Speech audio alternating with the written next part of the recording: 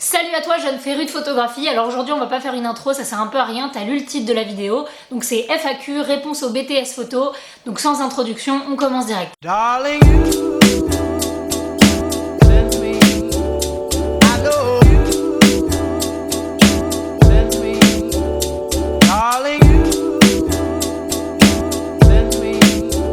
alors je vais d'abord commencer par les questions non liées au BTS photo, comme ça je laisse vraiment la deuxième partie de la vidéo pour vous expliquer tout sur le BTS photo. Donc si ça t'intéresse pas les premières questions, zappe direct, sinon on commence tout de suite avec la première question. Alors pour les photos d'animaux, il me faut quelque chose de polyvalent puisque l'animal va bouger rapidement, va être loin, près, et moi j'ai pas l'endurance pour le suivre clairement. Donc du coup ce que j'ai avec moi c'est mon 5D Mark II et un 24-105 de chez Canon en f4. Comme ça j'ai une bonne ouverture qui me permet de compenser le fait que la vitesse va être très rapide et une grande plage de focale pour pouvoir zoomer, dézoomer si j'ai besoin, si le sujet s'éloigne de moi. Donc 24-105 sur un boîtier Canon, voilà. Alors non, pas du tout. Moi, pour gagner ma vie, je suis photographe culinaire, immobilière et de portrait. Seulement, ce qui me passionne le plus, c'est le portrait, donc évidemment, c'est ce que je partage le plus. Alors ça évidemment j'en ai eu beaucoup, j'ai eu beaucoup cette question après la vidéo sur comment choisir son premier appareil photo et malheureusement je peux pas y répondre globalement, c'est quelque chose qui dépend tellement de l'usage de chacun. Je peux pas dire prends un réflexe entrée de gamme avec un objectif et après t'investiras ou prends un bridge, comme ça tu pourras partir en voyage. Ça dépend de chacun, donc si tu veux que je te conseille sur ton choix de ton premier appareil, pas de soucis, envoie-moi un message, on discute un peu, savoir tes besoins et puis je t'orienterai un petit peu vers ce que je pense être le plus adapté. Mais encore une fois, je ne suis pas parole d'évangile, donc demande l'avis à d'autres personnes. Alors pour mes retouches, j'utilise Lightroom et Photoshop. J'ai déjà fait des tutos là-dessus sur les bases de Lightroom, les bases de Photoshop. Voilà, c'est les logiciels que j'utilise. J'utilise pas autre chose sur l'ordinateur. Après, j'utilise des applis sur le téléphone, mais c'est tout. Et en ce qui concerne la vidéo, alors au début, j'ai commencé avec Filmora et je fais encore la plupart avec Filmora parce que j'ai pas de formation vidéo. Et c'est vrai que ça a été très simple pour moi de monter au début sur Filmora. Maintenant j'ai Premiere Pro et je me mets à ta place parce que je regarde des tutos toute la journée sur comment apprendre les bases de Premiere Pro et donc ça me fait bien rire d'être dans ce rôle-là. Mais donc voilà, j'apprends petit à petit avec Premiere Pro, After Effects, mais sinon c'est Filmora quoi, c'est plus simple. Et bah c'est justement là où on en vient au BTS photo. J'ai fait un BTS photo qui était en 2 ans après le bac. Sachant que j'ai fait un bac L, donc vraiment aucune formation photo avant. Donc voilà, j'ai fait un BTS photo en 2 ans et à la fin de ce diplôme, j'ai commencé à travailler directement. Il y a d'autres études qu'on peut faire après, mais moi personnellement, au bout de 2 ans, j'avais envie de me lancer, donc 2 ans ont suffi pour commencer dans la photo. Et là, on en vient au BTS photo. Donc là, le BTS photo, c'est là où j'ai eu vraiment le plus de questions. Donc visiblement, vous êtes intéressés par cette formation et à savoir comment ça se passe, etc. Donc j'ai listé un peu toutes les questions et toutes les étapes.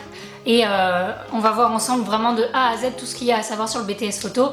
Évidemment, comme j'en ai fait un mais je les ai pas tous faits, je vais pouvoir répondre avec celui que je connais qui est le CE3P à Ivry-sur-Seine, qui est une école privée. Donc je ne sais pas comment les autres écoles fonctionnent, je pense que c'est sensiblement la même chose pour toutes. Tout se passe sur un site post-bac qui s'appelle Parcoursup, donc je te mets le lien ici. Et en fait, tout se passe sur ce site-là, c'est-à-dire que tu vas mettre la liste de tes vœux, on appelle ça comme ça.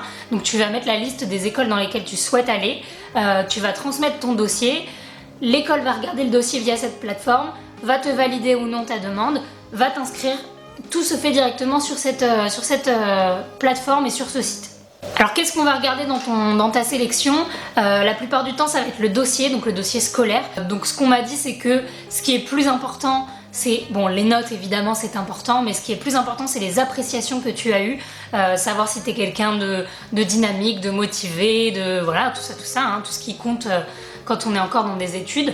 Tu peux faire parvenir une lettre de motivation, ce qui est un plus, et il est fortement conseillé de montrer des images, des photos, une dizaine pas plus, pour qu'on voit déjà ton envie hein, de photographier et puis ton univers et on prend pas du tout en compte la technique au début puisque justement ils sont là pour t'apprendre la technique, donc vraiment c'est pas important, c'est plus ta motivation, ton envie et ton univers. Je sais qu'à l'école Renoir, Auguste Renoir à Paris, qui est un BTS public, il y a également une sélection orale, donc c'est un entretien oral avec des professeurs. Je vais pas pouvoir t'aider beaucoup là-dessus puisque j'ai passé cet oral et que j'ai pas été prise, donc du coup je vais pas trop pouvoir t'aider sur comment le réussir. Je me rappelle juste qu'on m'a beaucoup posé des questions sur les photographes que j'admirais, sur mon book parce que j'avais ramené des photos.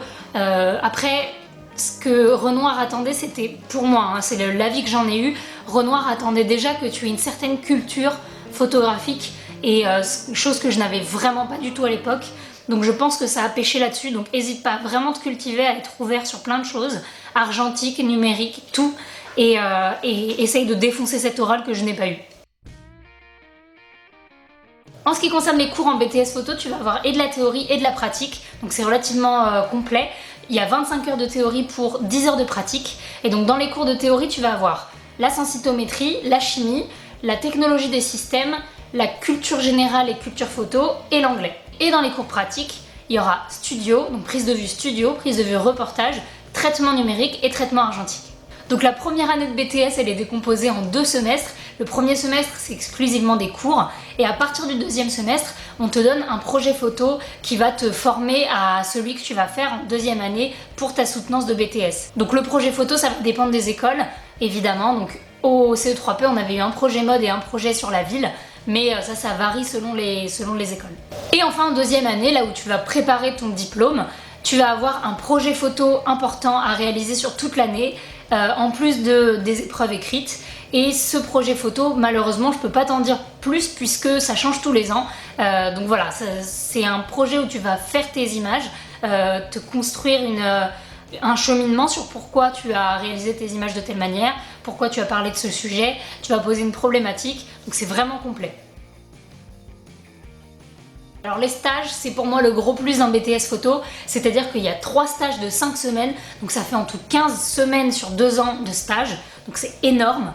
Et du coup sur ces 15 semaines, tu vas choisir n'importe quel stage, donc c'est un stage obligatoire, sachant qu'au CE3P, clairement, il n'y a jamais personne qui n'a pas de stage, parce que comme c'est une école qui est relativement ancienne, elle a des connexions partout, et donc du coup c'est impossible que tu n'aies pas de stage. Et donc grâce à ces stages, tu vas pouvoir voir différents métiers de la photographie, des métiers que tu ne connaissais peut-être pas. Potentiellement, ça va être des futurs employeurs, Inch'Allah, on ne sait jamais. Et du coup, tu vas pouvoir voir diverses choses, tu vas apprendre plein de trucs. Moi, dans mes 3 stages, j'avais pris un stage en tant qu'assistant plateau, un stage en tant que retoucheur et un stage en tant que photographe et retoucheur. Et vraiment, dans 3 structures tellement différentes, j'ai appris plein de choses que j'aurais vraiment pas appris lors de ma formation et c'est ça le gros avantage pour moi du BTS photo. Et sache que le BTS photographie te suffit pour trouver du travail dans n'importe quel domaine de la photo. Ce que je veux dire par là, c'est que tu n'as pas besoin d'un autre diplôme en plus de celui-ci pour trouver du travail. Par contre, évidemment, comme dans tout, c'est pas parce que tu as ce diplôme que tu vas trouver du travail, mais là je veux pas te décourager, ça c'est autre chose, c'est une autre question. Mais donc ce diplôme te suffit à trouver du travail dans n'importe quel domaine, c'est largement suffisant d'avoir un BTS. Voilà, donc j'espère que j'ai répondu à toutes tes questions aujourd'hui.